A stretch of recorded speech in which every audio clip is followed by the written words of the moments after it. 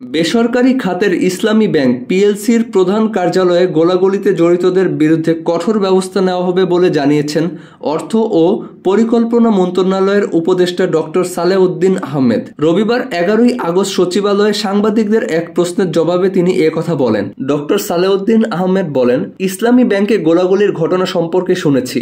এই ঘটনার সঙ্গে যারা জড়িত তাদের বিরুদ্ধে কঠোর ব্যবস্থা নেওয়া হবে। তিনি আরও বলেন, এই মুহূর্তে আমাদের সামনে সবচেয়ে বড় challenge Bangladesh bank. Payment system সহ আরও যেসব কাজ আছে সেগুলো রুল অফ বিজনেস অনুযায়ী চলবে। গভর্নর কে হবেন তা সামনে দেখা যাবে। এনবিআর চেয়ারম্যানের ব্যাপারেও এখনও কোনো সিদ্ধান্ত নেওয়া হয়নি বলেও জানান তিনি।